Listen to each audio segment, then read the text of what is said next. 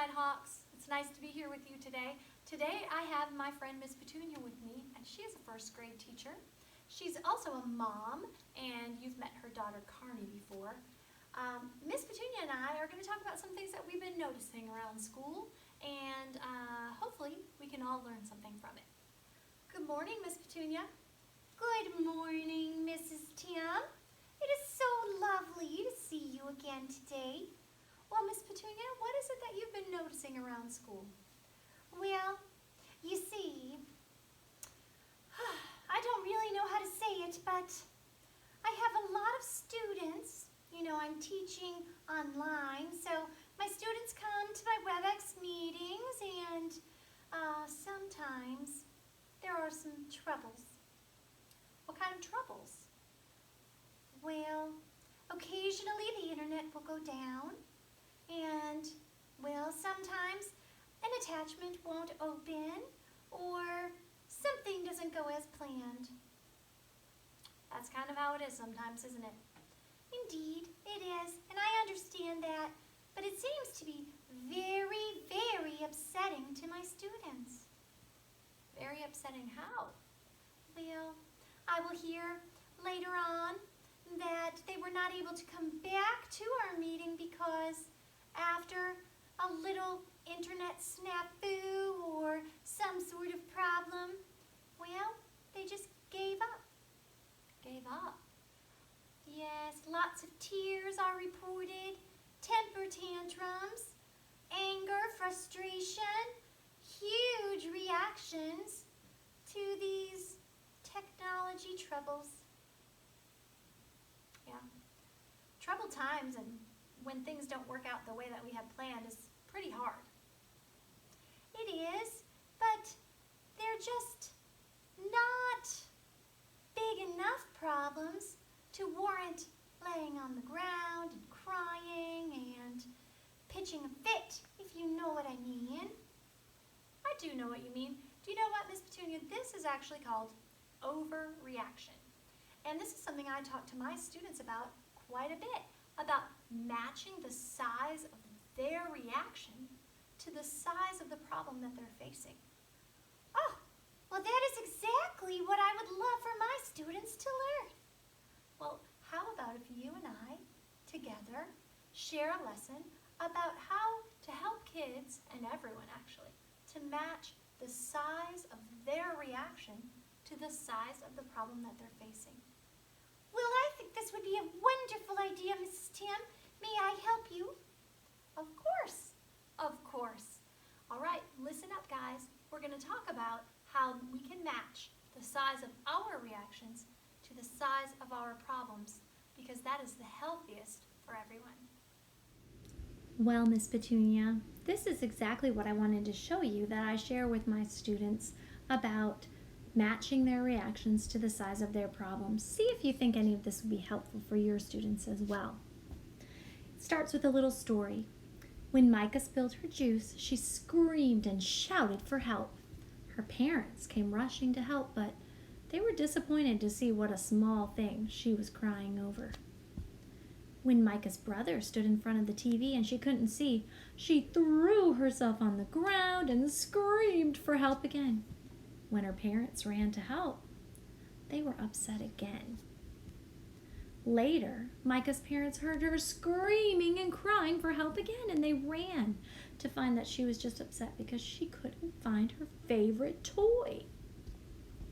Well, that night, Micah slipped on the ground and sprained her ankle very badly. She couldn't walk. She screamed for help, but this time, her parents didn't come. Why do you think her parents didn't come? I bet some of you have heard another story about that's kind of like this. There's kind of a famous story. Do you know what that is, Miss Petunia? Oh, sure. That is, The Boy Who Cried Wolf, I would say. Yep, that's right, it is. If you don't know that story, look it up or ask the grown-up.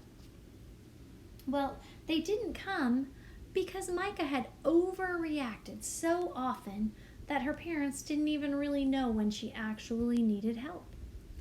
overreacting is when the size of your reaction doesn't match the size of your problem.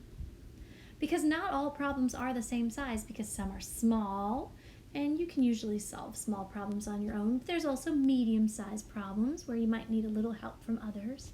And then there are big problems. For example, if something starts on fire, that's a big problem and you need a lot of help right away from others. Our reactions can come in different sizes too. Small reactions might be just feeling disappointed or sighing or frowning.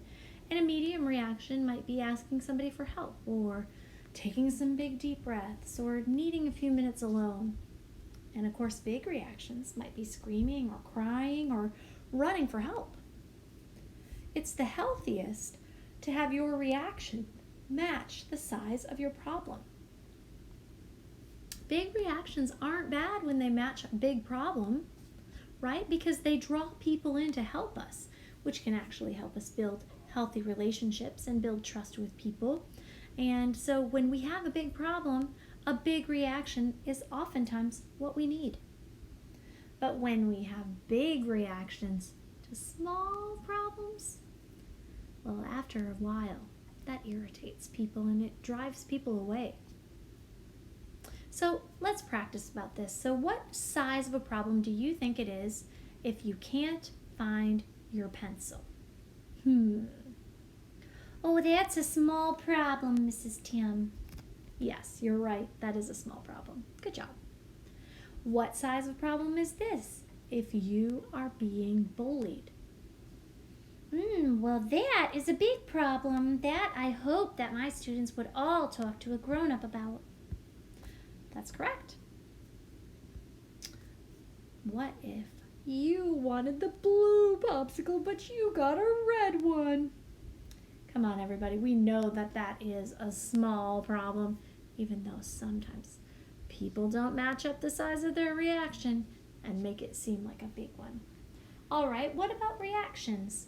If you lash out and hit someone, is that a small reaction or a big one? Oh, that's a big reaction. It sure is. What if you just feel disappointed? Oh, that's a small reaction. It is. You're right. That's a small reaction. What if something happens and you stand up and throw your chair across the room? Now that is a big reaction. Why do you think that sometimes we overreact and we have a big reaction to a small problem? Well, there's actually quite a bit of research on this, and we know that people might overreact because they're tired or hungry or even sick. That they might overreact because they haven't learned how to calm themselves down by themselves, and they might need a little more practice with those skills. Sometimes we overreact to small things because something bigger is bothering us that we need to talk about. In this picture of an iceberg, you only see the tip sticking out. Like that's just the tiny part that you react to, but sometimes it's much bigger underneath of what's bothering you. So, and I think, Miss Petunia, this is where you're at. How do we learn to match our reaction size to the size of our problem? And students and grown-ups alike struggle with that. But there are 3 areas where we can do things to try to improve this: before we have a problem, during a problem, and after a problem. Before we even have a problem, there are things that we can do to prepare ourselves so that we're less likely to overreact when a problem does pop up. For instance, if you look at this little guy right here, he has been doing things like exercising and eating healthy and getting enough sleep, and that lowers his chances of overreacting. As opposed to this guy over here, doing things like eating a bunch of junk food and staying up late and spending too much time on his screens, well, that's going to raise his chances of overreacting. So if the same problem comes in, like their kind of baseline is different. And so when a problem comes in, let's see what happens. A small problem comes in for the first guy, and that's quite different than, the second guy, right? Let's see here. Which choice of how you spend your time would help lower your chances of overreacting, do you think? Playing video games for 2 hours or going outside and playing soccer with friends? Oh, that would be playing video games for sure, I think. Oops. The question was, which would help you lower your chances of overreacting? That would be playing soccer with friends, right? Oh, yeah, sorry, I didn't listen to the question very closely. It's all right, Miss Petunia. Which snack would help you lower your chance of overreacting? Apples with peanut butter or chips and soda? I think that apples and peanut butter would be a healthier choice. It sure would, and that would reduce your chances of overreacting. Another thing that's important for reducing your chances of overreacting before a problem even comes in is to know and recognize things that are triggers for you. Those are patterns of things that often cause a big reaction in you. For instance, some people often have a big reaction when they lose a game. For some people, that's a hard one. For other people, if they're interrupted when they're playing video games, they could have a huge reaction. And sometimes there could be a certain friend that you play with that oftentimes you have overreactions when you're playing with them. Sometimes it's the combination of people. But recognizing those triggers allows you to think of ways that you can avoid those overreactions. So, what things often cause you to have a big reaction? That is a good question to think on and talk to a grown-up about. You might need to avoid some of those things or practice some calming strategies before you do them to get through them without overreacting. All right, well, let's talk about things we can do during a problem. We can learn some tools to calm down in that moment. So when our emotions are really high or painful or big, it's hard to think clearly, and we know that. We know that from learning about our brains and our feelings. And we might have a big reaction to even a small problem. But if you can practice some calming strategies, your emotions will leave on their own and your reactions can be a better match. So let's talk about some of those calming strategies, okay? Taking deep breaths, counting to 10, going for a walk, squeezing a stress ball, drawing or writing, even crinkling up paper and then smoothing it back out. Writing down your thoughts, listening to music.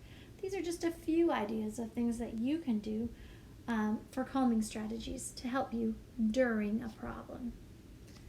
And I hope that in a previous lesson with Barry, you tried out some of the calming strategies that we talked about and figured out which ones work best for you. Well, if you did overreact, and it's after the whole thing has happened, sometimes it's good to think back on it and what we call reflect. See if you can figure out what happened. So you might ask yourself questions like, did my reaction match the size of my problem? Is something else bothering me? Did I not get enough sleep last night? How did my reaction affect other people? And then, did my reaction drive people away? It's sometimes hard to ask yourself these questions, but it's by thinking about what our reactions are and thinking about the situation we're in that can help us to do something different the next time. So, Miss Petunia, when you are working with your students online and they're struggling with overreactions, maybe some calming strategies can help in the moment, but also maybe just talking about things after the fact, even with their grown-ups, could be helpful in preventing that overreaction the next time. Well, thank you for your help, Mrs. Tim. I'm going to give some of these ideas a good try. So thank you. Well, thank you. Bye now.